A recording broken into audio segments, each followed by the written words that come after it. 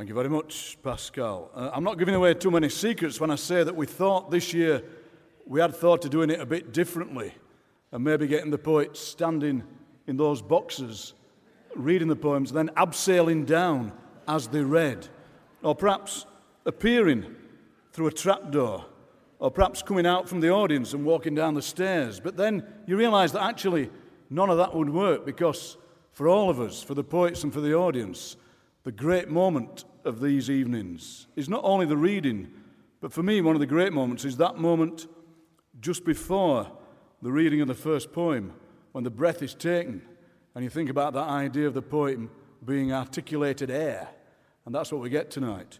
And John Burnside's book is called All One Breath, and the book is full of mirrors. When you read it, there's a sequence called Self-Portrait as Funhouse Mirror, and it says, in a house with too many mirrors, it's hard to dream. And it seems to me that in this book, that's what John's doing for us. He's actually dreaming for us.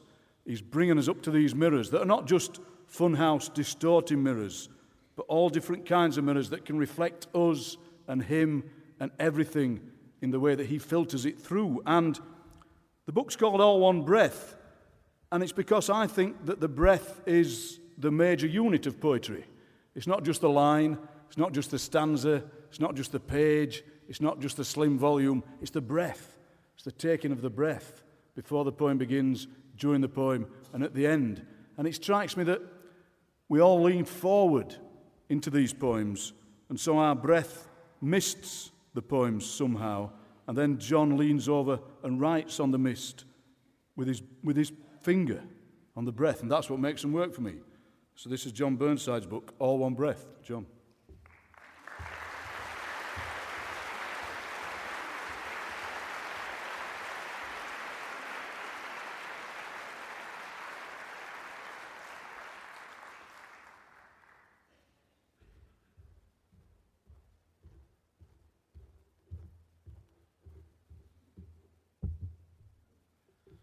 Thank you, Ian.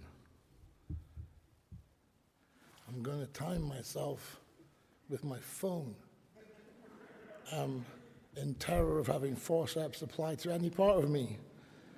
I'm going to use this. I'm told if we all pretend we're on an airplane, it won't go off. So,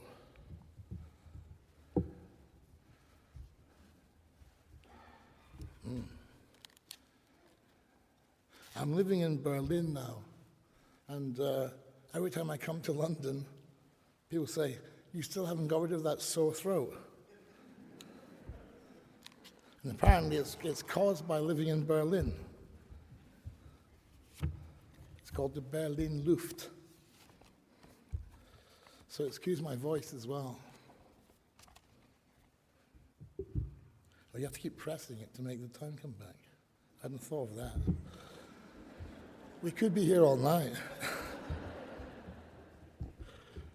Well, it's coincidentally, as Ian remarked, I'm going to read a poem from that sequence about mirrors. This is called Hall of Mirrors, 1964. It wasn't a fairground so much, just an acre of clay on Old Man Potter's land where someone had set up shop to amuse the locals.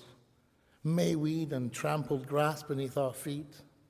The perfumes that passed for summers in towns like ours, touched now with the smell of candy floss and diesel, and the early evening dusk made eerie by those strings of famille verte and powdered citrus light bulbs round the stalls, where goldfish in their hundreds probed the walls of fish tanks for the missing scent of river. That day my mother wore her rose print sundress, antique green and crimson in the off-white fabric, some new flora growing wild in infinite reflection, while I turned and couldn't find myself until she picked me out, a squat intruder in the garden she had made, blear-faced and discontent, more beast than boy, more fiend than beast. That wasn't me, of course, I knew as much. And yet I knew the creature I had seen, and When I turned again and saw him gazing back at me ad infinitum, I knew him better, baby-faced pariah, little criminal with nothing to confess but narrow innocence and bad intentions. The back rooms of the heart are Babylon incarnate, miles of verdigris and tallow and the cries of hunting birds unhooded for a kill that never comes. I saw that when I saw this other self suspended in its coil of tortured glass, and while I tried pretending not to see, my mind a held breath in a house I'd got by heart from being good according to a law I couldn't comprehend, I saw, and I believe my mother saw, if only for a moment, what I was beyond the child she loved, the male homunculus she'd hoped I'd never find, to make me like my father, lost and hungry, and another mouth to feed that never quit its ravening. A moment passed. I was convinced she'd seen, but when I turned to look, her face was all reflection, printed roses and a blear of Eden from that distance in the glass where anything can blossom, Judah's tree and tree of knowledge, serpents gnawing at the roots, the life perpetual that's never ours alone, including us, till everything is quiet.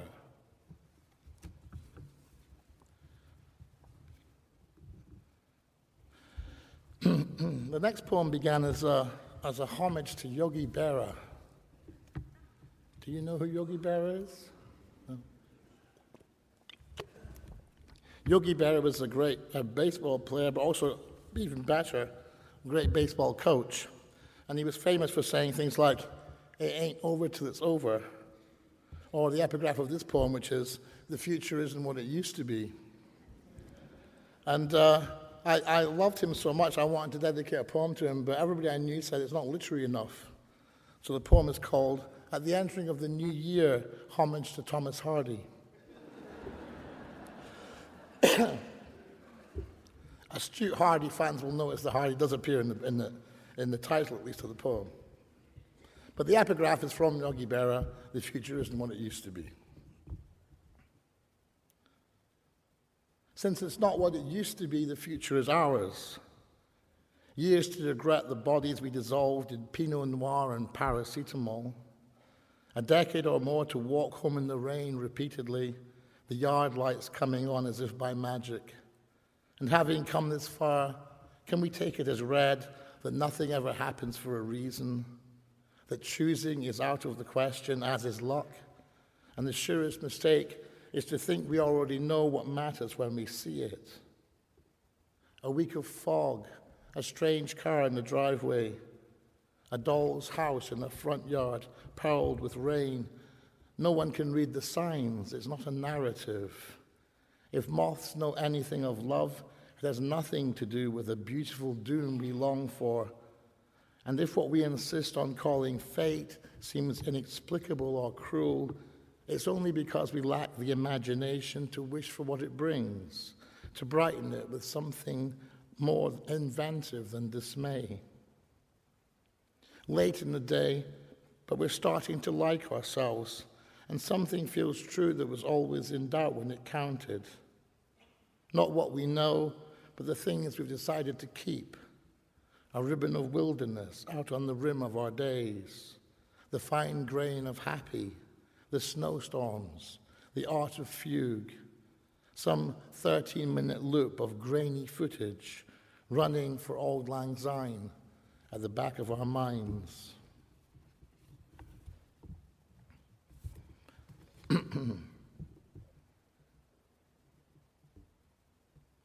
I'll finish with this poem, at the risk of forceps.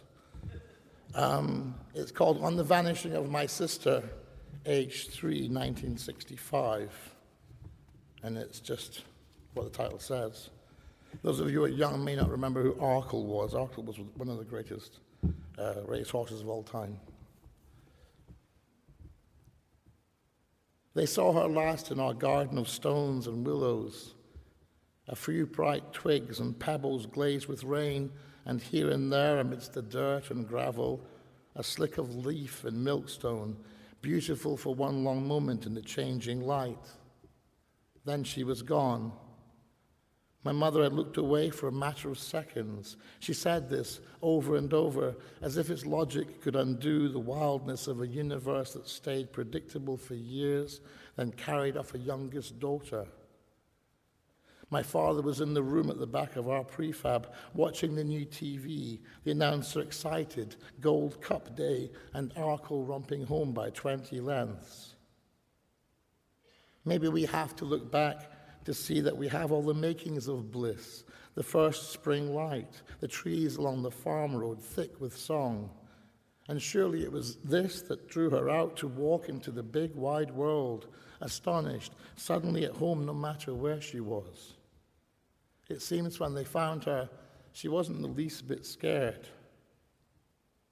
An hour passed, then another. My mother waited while our friends and neighbors came and went, my father running out to search, then back again, taking her once in his arms and trying vainly to reassure her. She in her apron, dusted with icing and flour, and he too self-contained, too rudely male, more awkward now than when he knew her first, a marriage come between them, all those years of good intent and blithe misunderstanding. It was Tom Dow who brought her home, tears in his eyes, the boy we'd always known as the local bully, suddenly finding himself heroic. And when they brought her in and sat her down, we gathered to stand in the light of her, life and death inscribed in the blue of her eyes, and the sweet confusion of rescue, never having been endangered. She's married now, and Tom is married too, and I, like my father, strayed into discontent, not being what was wanted, strange to myself, and wishing all the time that I was lost, out at the end of winter, turning away to where the dark begins, far in the trees, darkness and recent cold, and the sense of another, far in the trees, where no one pretends I belong.